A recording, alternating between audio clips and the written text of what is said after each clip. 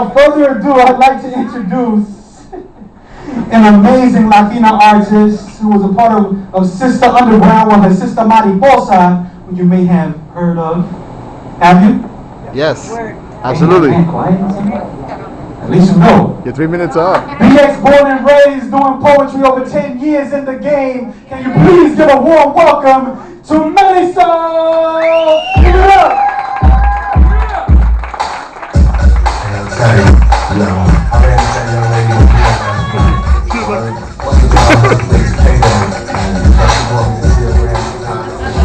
What's up, everybody?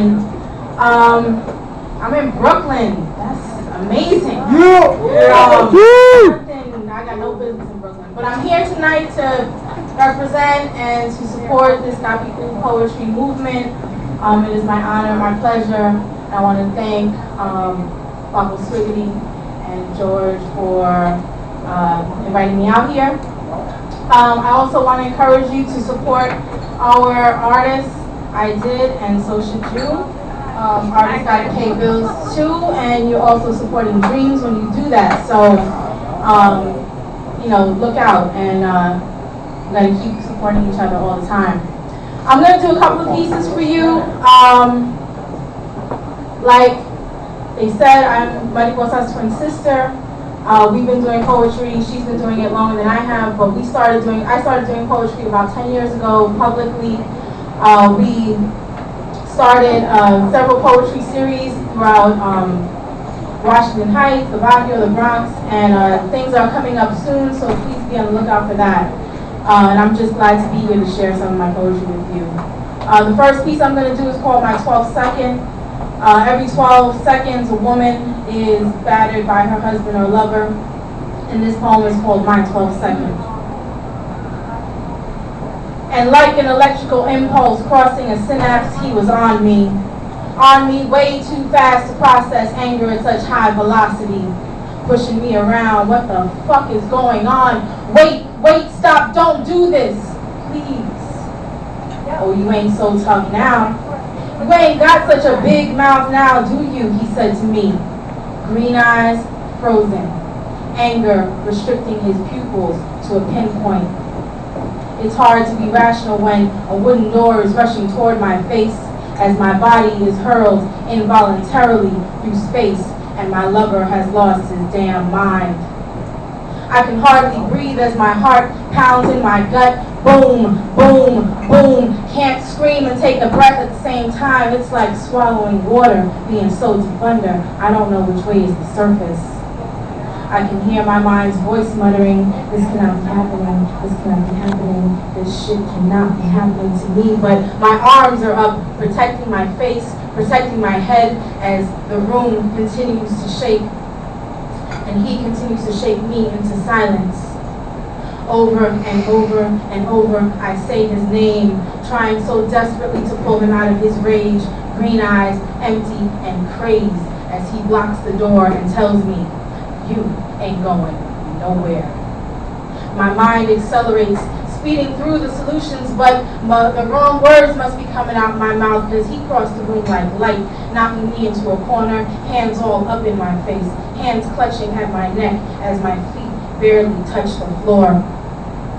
Fear grabs hold of my ribs and pulls down.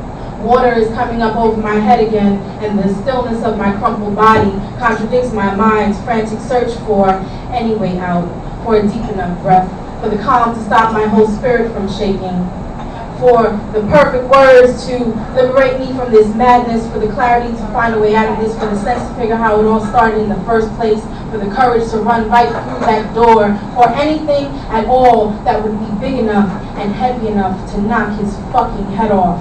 Yeah. Right. I want to run, and my brain is screaming, begging for my legs to run, but I am frozen. All I can see is me not running fast enough, and the truth is I'm more afraid of what he'll do when he catches me than of what he'll do if I just stay. People sometimes wonder why the battered woman doesn't just leave, but what those people don't understand is that it's not about leaving, it's about running for your life, mama. But in that moment of panic and fear, I am ashamed because I am frozen.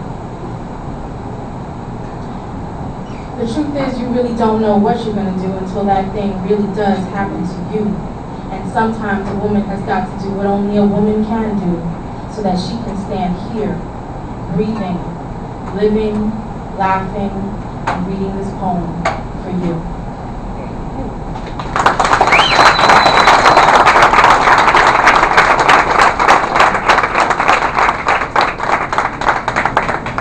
This next piece is called Sometimes I Cry. And sometimes we as artists, we don't always produce as much as we want. We feel bad, we beat ourselves up, and we feel like, oh, I'm not really an artist, I'm not really a poet because I'm not creating right now. But those times that we're on intake, and we have to be observing and experiencing the world. So don't beat yourself up, just keep writing. When it's time for you to write, just write. When it's time for you to observe and experience, then observe and experience, like, so you have something to write about. Sometimes I cry for all the dead poems, poems that never reached the stage, poems that never laughed or danced or cried upon the page, crushed beneath the heel of doubt, never had the breath to shout, never wept, never mourned, never yearned for love forlorn, nor rejoiced at the glory of dawn. Poems that never knew the rebirth of spring, never danced with rhythm, never rhymed, never knew that they could sing. Sing those songs of freedom, sing the secrets of the mind, sing the reasons for being, sing that song that would save my life just one more time. Dead poems are poems that lived and then died, like an artist with no muse, or like a fish gasping in the receding tide, or like the faith preceding the discovery of lies when I looked into his eyes.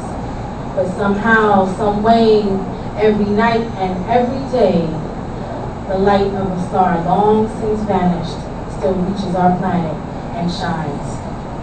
Just keep writing.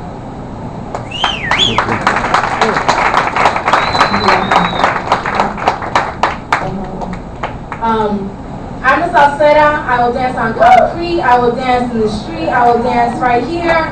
If nobody else is dancing, I'm going to dance. And it's because it's easier to dance salsa than to perfect my Spanish. So question me not. Soy Boricua. And challenge me on the dance floor if you think I'm not.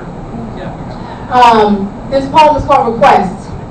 And I love the relationship between men and women when we dance salsa. It's just, you can just let go of all the gender stuff and just allow yourself to be led, okay? And it's called Request. Papi, will you dance with me to these slow swaying congas and flutes flying drama-free, releasing sweet sighs? Will you dance with me to this soul-satisfying ritmo you inspire my heart to beat, reigniting that heat you left me with last night? Love takes flight as you strike this chord in me. Papi, will you dance with me like my mommy danced with my papi till the last song is played and the band has left the stage? Will you dance with me when there is no music and there is no one else around and there is no other sound but breath and heartbeat? Will you dance with me? Take me by the hand and lead me to where life's music is loud, vibrating more than just sound. Music, living culture, transcending forward, simply because you direct my turn, my step, my hips, and my breath. Will you dance with me? Can you trust me to learn to anticipate what to expect?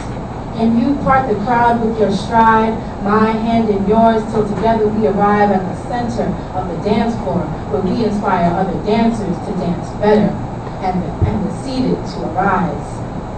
Come dance with me. Let's swing on this 8 count and let's ride this beat. As we begin to take this journey, I'm allowing myself to trust you. I'll follow. You lead. Yeah. Woo! Thank you.